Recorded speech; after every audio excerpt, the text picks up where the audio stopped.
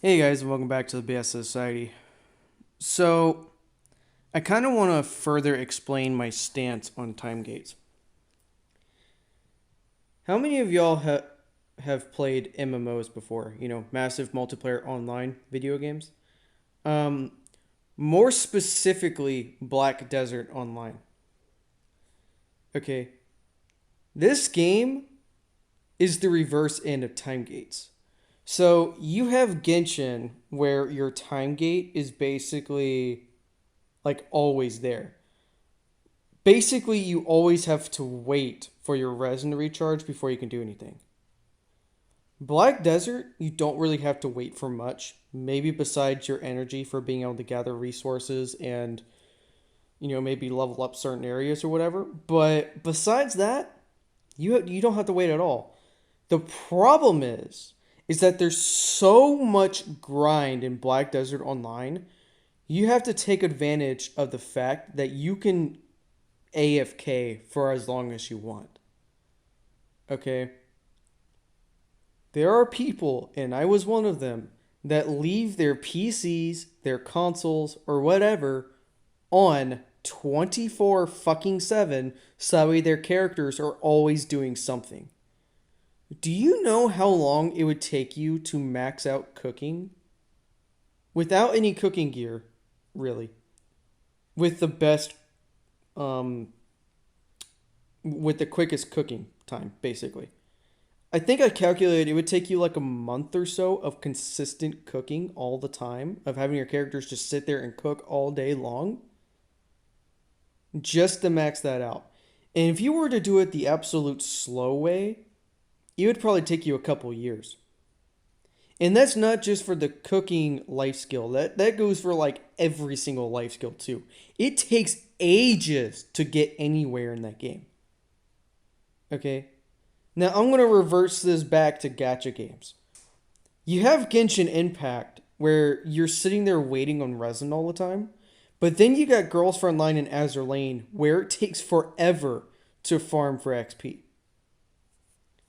Okay, here's the deal. I know there's these things called combat reports and XP tickets, but the fact of the matter is, can I see them here? I only have 6,000. Okay. That's enough for basically one full echelon from 1 to 100, and that's it. Of all of my echelons I'm leveling up right now, I could probably level up the rest of 3 through 4 plus probably like 7 and 8 maybe. Or probably just 7 after that. So I could probably get about 4 full echelons that are currently already leveled up to 100. Okay. But from 1 to 100, only about 5 T-dolls. After basically, practically a year of saving up. Because right now, the only time I ever really use combat reports is basically evening out their levels. Right? Because you know how there's like the MVP extra XP, and then there's the leader extra XP. So like in this team, FAL is probably the only one that gets all the extra XP. So I would end up using combat reports to bring everybody else from 94 to 95. I know I could use them to level them up a little faster, but the thing is I'm not doing that, right? And leveling up the hard way, if you haven't noticed, again, I've been playing this game for pretty much a year now. Yeah, I haven't switched my echelons at all. So I've been leveling up the same group of girls for over a year. The bright side about Girls Frontline is I wasn't just leveling up one unit for a year. I was leveling up, 70 units? Actually, I would really say more like 30. And they're all almost done. So, I mean, in terms of progress time, at least for leveling up normal dolls, it doesn't really take that long. You know? But like Azur Lane, I think it takes me like a few months just to level up one ship from 70 to 125. Probably multiple months. And that's mostly because I'm not playing Azur Lane a lot, but even if I was, it can take a while. Now, obviously, they've increased the rates of XP on higher stages, and they've included XP chips now, so it doesn't take as long to level up ships, but it still takes a while. And the reason why I don't level up ships so fast on there, especially, is because it takes a while for you to get promotion material. So, there you go. The point I'm trying to make is that you have time gates like Genshin Impacts where you're waiting on resin all day long.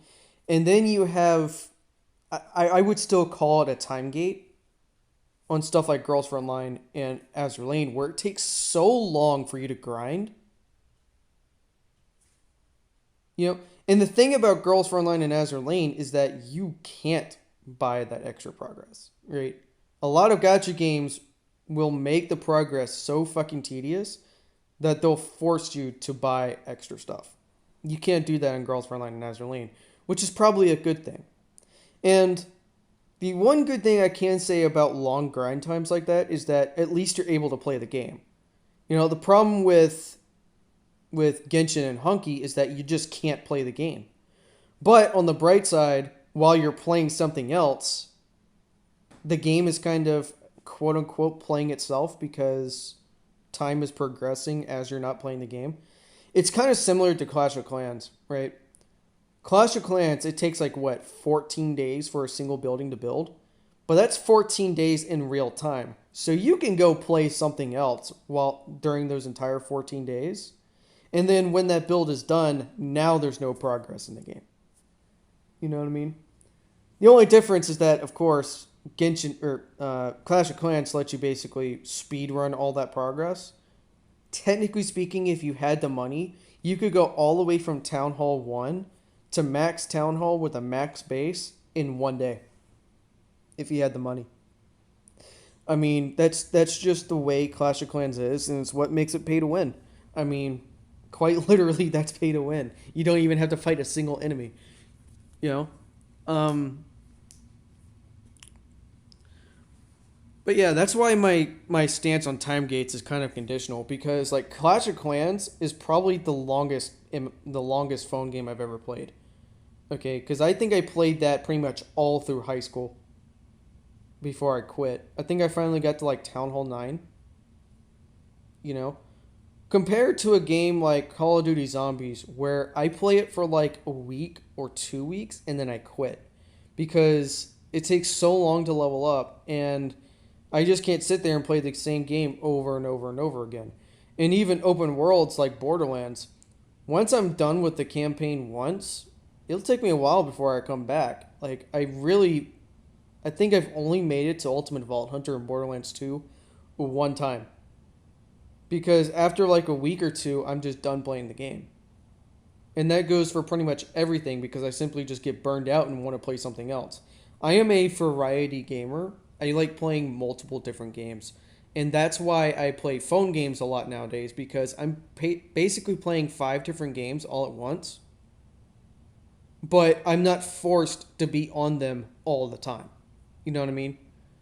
Even Girls for Land and Azur Lane have enough time gating that I can actually log off and go do something else. After I'm done with this video, I'm going to probably go and hop on Epic 7. Because I don't really need to log on to Girls for Online right now. Maybe besides getting the last $2 I'm missing from this event. And after this event is done, I'm going to be working on fairies. More specifically, I'm going to be working on getting fairy duplicates. So, And I would say a lot of people have quit from both styles of time gating. Genshin's, you really don't have to quit on, because, you're basically waiting all the time anyways. But I've seen a lot of 1-star reviews for Girls Frontline and Azur Lane that basically say that the grind is just too damn long. And I can understand that. And that just kind of comes down to you have a certain preference on what certain things have. It's kind of similar to not everybody can play a strategy game. I mean, look at me. I suck at doing strategy too. But I still enjoy it, even though I get frustrated with it. You know? And if I don't really like the strategy all that much, then I just don't put myself through it. Right? Like, the current stages of dual randomness, I probably could actually finish. I'm just not even bothering with it. Because I want better units, or, I want to finish my teams. So. But yeah, before I drag on this video any longer, talk to you guys later. Peace.